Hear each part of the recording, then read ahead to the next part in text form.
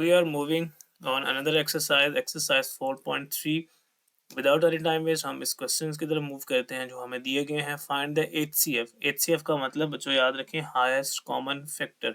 Highest common factor का मतलब है कि हाईएस्ट पावर, जैसे हमारे पास लेट्स सपोज x है और यहाँ पे x क्यूब कर लें. अब इसके अंदर ऐसे करके आप लिख सकते हैं x इंटू एक्स और इसको आप लिख सकते हैं x इंटू एक्स. तो ये दो x जो हैं कॉमन आ रहे हैं, हाईएस्ट पावर कॉमन. मतलब इसके पास 2 पावर्स हैं, इसके पास 3 है, लेकिन इनके अंदर देखा जाए तो कॉमन क्या होगा, हाईएस्ट पावर के साथ 2 पावर्स कॉमन होंगी. तो HCF में आप जो है एक्स स्क्वायर ले लेंगे. तो ये बेसिकली HCF है, हाईएस्ट कॉमन फैक्टर कहते हैं इसको. तो कॉमन फैक्टर हमें पता है, फैक्टर्स जो कॉमन दिए जाए, हाईएस्ट का मतलब जो बड़ी पावर के साथ कॉमन दिए जाए. अब वो कहता है इसमें फैक्टराइजेशन मेथड के जरिए आपने इसको सॉल्व करना है. तो इसको आप फैक्टराइज कर लेते हैं. 21 है एक्स स्क्वायर वाई.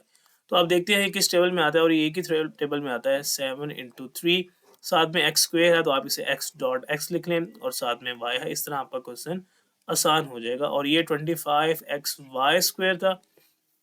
इसको भी आगे जो है आप सॉल्व कर लें. इसको 7 इंटू आप 5 कर सकते हैं और यहाँ पे x और साथ में ये y को आप 2 टाइम्स लिख लेते हैं. अब कहता है आपने इसका HCF निकालना है, और HCF के लिए मैंने आपको क्या बताया कि आप इसका कॉमन फैक्टर निकाल लेते हैं, और आपका वही कॉमन फैक्टर जो है वो हाईएस्ट कॉमन फैक्टर भी होता है. अब कॉमन फैक्टर इनके अंदर क्या है, मतलब इनके अंदर कॉमन क्या है, ये आपके पास देखेंगे ये 7 और ये 7, आप इसे कॉमन में लिख सकते हैं. एक x इसके अंदर कॉमन है और इसी तरह इसके अंदर एक y कॉमन है. जब आप फैक्टर्स ले रहे होंगे तो आप कॉमास के साथ उन फैक्टर्स को लिखेंगे. देन आपने जो है अब यहाँ पे इस तरह से लिख लेना है HCF मतलब हाईएस्ट कॉमन फैक्टर, और वो आपका हो जाएगा 7xy. तो ये था हमारा क्वेश्चन का फर्स्ट पार्ट, जो कि बहुत आसान सा था. हमने जस्ट उनको फैक्टराइज किया, और फैक्टराइजेशन करने के बाद हमने देखा कि उनके अंदर कॉमन क्या आ रहा है, और वो कॉमन फैक्टर ही उसका हाईएस्ट कॉमन फैक्टर HCF होंगे. तो हम इसके सेकंड पार्ट की तरफ मूव कर रहे हैं. सेम ही क्वेश्चंस हैं, बस बात जो है उसने एक्सप्रेशंस आपको डिफरेंट दे दिए हैं. हमें इसको फैक्टराइज करना पड़ेगा, देन ही हम इनके फैक्टर्स जो है वो देख सकते हैं. अभी तक ये क्वेश्चन फैक्टराइज ही नहीं हुआ तो आपको सबसे पहले फैक्टराइजेशन करनी पड़ेगी.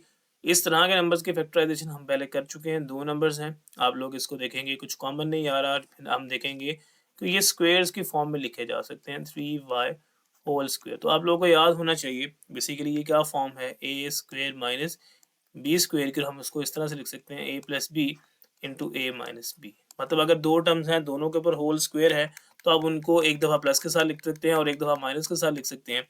यही काम हम यहाँ पे करने वाले हैं. 2x plus 3y and 2x minus 3y. तो ये हमने इसको फैक्टराइज कर लिया.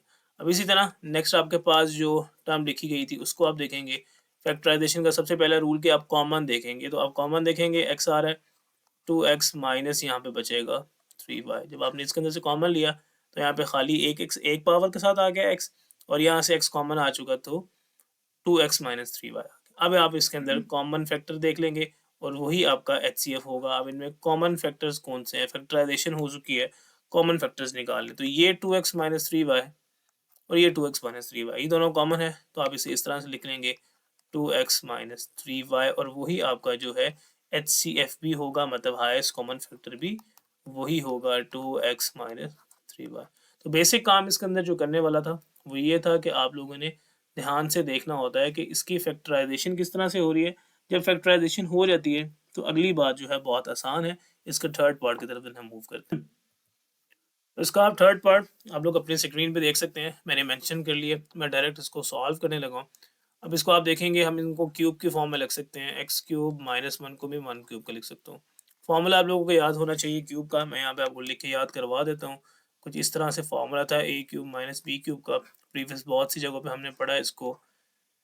यहाँ पे A square plus A B plus B square. तो इसी फॉर्मूले के अकॉर्डिंग जब आप इसे ओपन करेंगे तो क्या फॉर्म बनेगी, आप देखें. आपके पास बनेगा एक्स माइनस वाई, यहाँ पे आपके पास बनेगा एक्स स्क्वेयर, यहाँ पे आपके पास एक्स इंटू 1 वो एक्स ही आ जाएगा, और लास्ट में आप 1 का स्क्वेयर भी कर लेंगे. देन आप इसको सॉल्व करते हैं तो यही बात ही बन जाती है, x plus 1 x square plus x, और ये आपके पास 1. तो आपने इसको फैक्टराइज कर लिया. ये जो सेकंड फैक्टर आपके पास सामने लिखा हुआ था, इसको मैं दोबारा यहाँ पे आपको लिख के बता देता हूँ.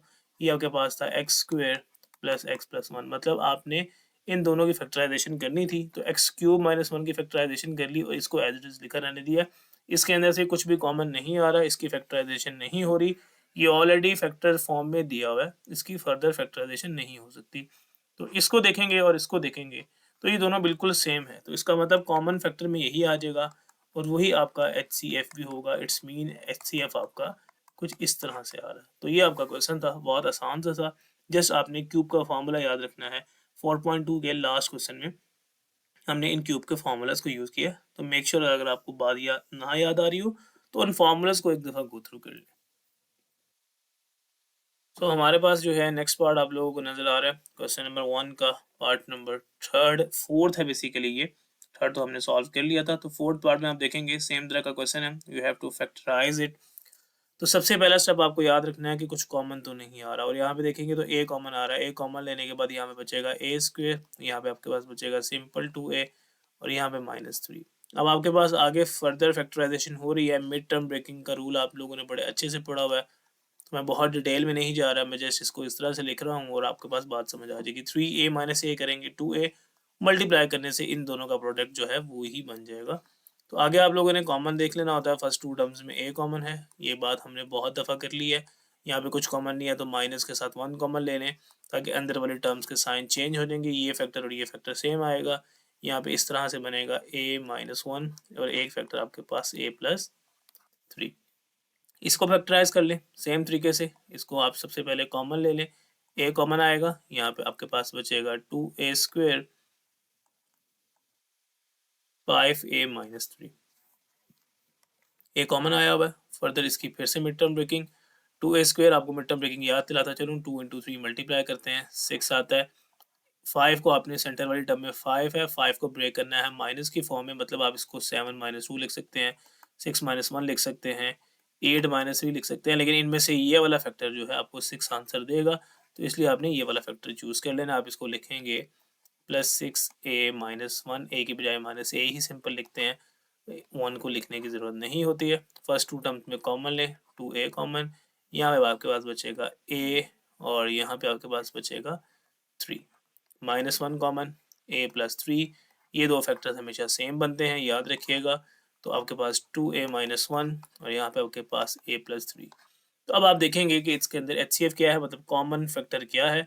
अगर आप थोड़ा सा फोकस करेंगे, दोनों टर्म्स के अंदर ये वाला a और ये वाला a सेम है, और यहाँ से ये a+3 और ये a+3 में, इसका मतलब यही इसका HCF होगा। आप सिंपली यहाँ पे लास्ट में लिख लेंगे HCF is equal to a into a+3। तो ये था हमारा क्वेश्चन आज का। अभी का मतलब फोर्थ पार्ट जो अभी हमने सॉल्व किया है, यही इसका आंसर है, a इंटू a+3। इसका नेक्स्ट पार्ट की तरफ मूव करते हैं। Now moving on to next part 4.3 question number 1 का फिफ्थ पार्ट है, सेम ही है। हमें बेसिकली HCF फाइंड आउट करना है बाय फैक्टराइजेशन। तो विदाउट एनी टाइम वेस्ट हम अपने क्वेश्चन को सॉल्व करते हैं। यहाँ पे मिड टर्म ब्रेक का कॉन्सेप्ट है जो हमने प्रीवियस जो है उसमें सीखा हुआ है। तो यहाँ पे तीन आपके पास एक्सप्रेशन है, एक ये है और एक ये है और एक ये है। तीन एक्सप्रेशन है, वो कह रहा है आपने इसकी फैक्टराइजेशन करते हुए अपना HCF निकालना है। तो अब फैक्टराइजेशन के लिए आपने यहाँ पे देखना है कि फॉर्मूला लग रहा है, कुछ भी हो रहा है, बेसिकली यहाँ पे हो जो है मिड टर्म ब्रेक ही रही है, वो हमने प्रीवियस लेक्चर्स में अपनी प्रीवियस एक्सरसाइजेज में सीखी हुई है। स्टिल मैं आपको याद करवाता चलूँ, यहाँ पे हमारे पास देखना होता है कि ये लास्ट फर्स्ट में क्या टर्म है, लास्ट में क्या टर्म है। 1 इंटू 4 हमारे पास 1 इंटू 4 4 ही आता है। इस वाले टर्म को ब्रेक करना होता है माइनस की फॉर्म में, मतलब इस 3 को मैं ब्रेक कर सकता हूँ इस तरह से 4-1, क्योंकि 4-1 करने से 3 आएगा और मल्टीप्लाई करने से 4 आएगा। तो ये इस तो अब इस तरह से लिख सकते हैं 4t minus t minus 4। First two terms में देखा जाता है क्या कॉमन है।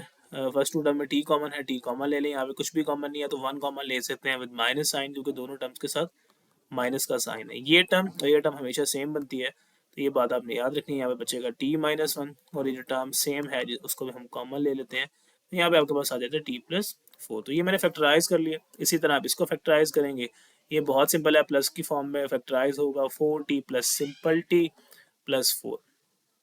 आगे फर्स्ट टू टर्म में जो कॉमन है उसको कॉमन ले लें। नेक्स्ट में आपके पास इस तरह से आ जाएगा, कुछ भी कॉमन नहीं है, 1 कॉमन ले लें।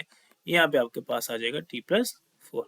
तो यहाँ पे आपके पास इस तरह से बनेगा t+1 और यहाँ पे आपके पास बनेगा t+4। इसको पहले या बाद में लिखने से कोई फर्क नहीं पड़ता, तो आपने कंफ्यूज नहीं होना। और यहाँ पे स्क्वायर की फॉर्म में मैं इसको लिख सकता हूँ टी स्क्वायर, इसको मैं लिख सकता हूँ 1 स्क्वायर। अब ये जो फॉर्म बनती है, ये बेसिकली ये फॉर्म है ए स्क्वायर माइनस बी स्क्वायर की, और इसे हम इस तरह से लिख सकते हैं a plus b into a minus b. ये बात आपको याद रखनी चाहिए। तो इस फॉर्मूले के अकॉर्डिंग मैं इसको एक दफ़ा प्लस के साथ लिख सकता हूँ और एक दफ़ा इसको मैं लिख सकता हूँ माइनस के साथ, उसके अंदर स्क्वायर नहीं आएगा।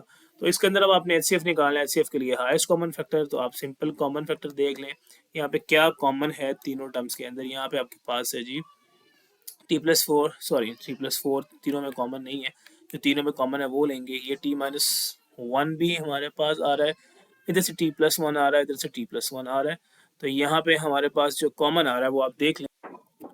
तो यहाँ से अगर देखा जाए तो कॉमन जो है सारे टर्म्स में नहीं आ रहा है। यहाँ पे t-1 है, यहाँ पे t-1 नहीं है। बच्चों यहाँ पे इस क्वेश्चन में प्रॉब्लम है, सॉरी फॉर सेइंग, आप लोगों की जो नई बुक बनी है इसमें बहुत सारी प्रॉब्लम्स हैं। यहाँ पे हमारे पास जो है -t होना चाहिए, फिर बात जो है समझ आएगी। तो अगर यहाँ पे -t हो तो इसकी मिड टर्म ब्रेकिंग जो है वो कुछ डिफरेंट तरीके से होगी।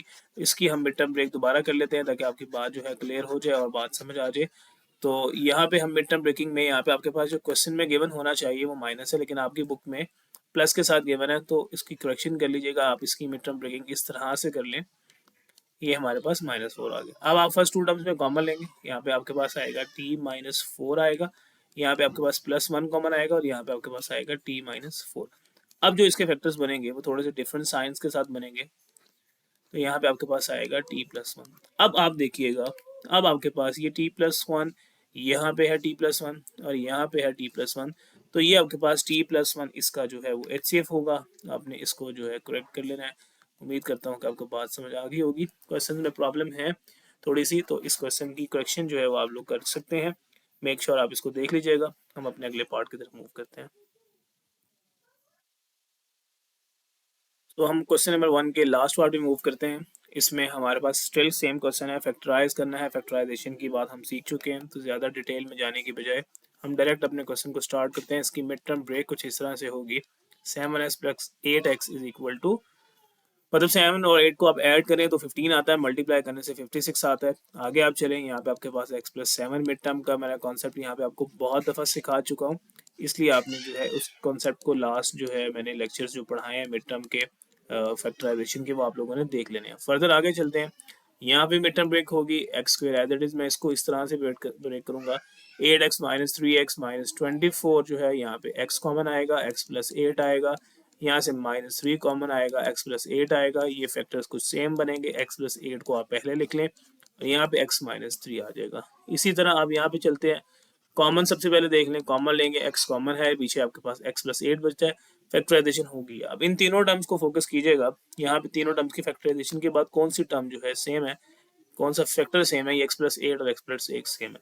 इसका मतलब इसका कॉमन फैक्टर जो है वो x+8 होगा और वही उसका HCF भी होगा, और HCF आपके पास आ गया x+8। तो उम्मीद करता हूँ बात समझ आ गई होगी। इस क्वेश्चन का आंसर बुक में पीछे जो गिवन है वो x+7 है कई जगहों पे, तो आप इसको ठीक कर लीजिएगा। x+7 इसका आंसर कभी भी नहीं हो सकता, तो इसलिए आपने इसको परेशान नहीं होना कि पीछे आंसर क्या आ रहा है, क्योंकि बहुत सारी प्रॉब्लम्स हैं, कहीं पे क्वेश्चन में प्रॉब्लम आ जाती है, कहीं पे आंसर में प्रॉब्लम आ जाती है। तो इस चीज़ को लेके आपने परेशान नहीं होना। हम अपने अगले लेक्चर में, अगली वीडियो में मिलते हैं अगले क्वेश्चंस के साथ।